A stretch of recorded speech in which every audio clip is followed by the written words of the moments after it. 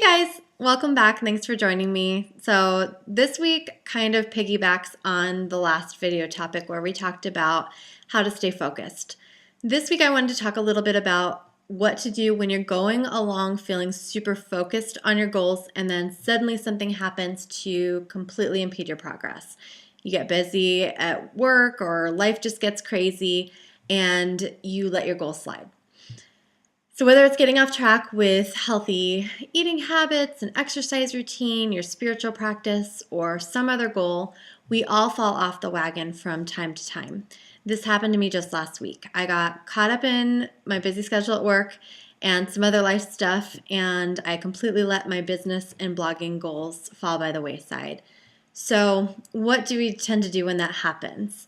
We immediately start to play that negative internal dialogue of guilt and shame of how could I let this happen, of things were going so great and I'll never get back to where I used to be. And then instead of jumping right back into our healthy habits, our practice or whatever, we completely let the wheels fall off. So here's the thing.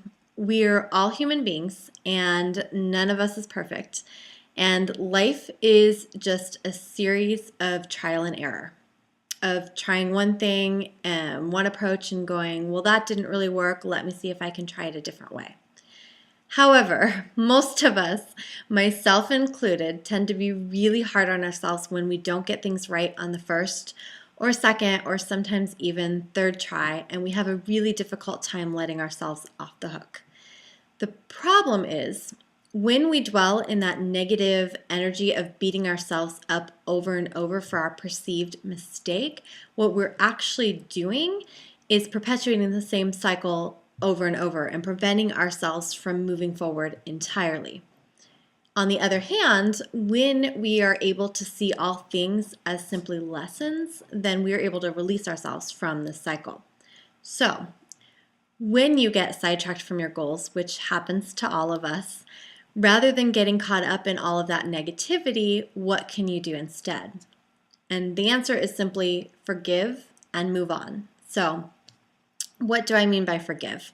What I mean is hold the intention to let go of whatever negative thoughts or feelings of guilt are coming up for you and become willing to see the situation differently.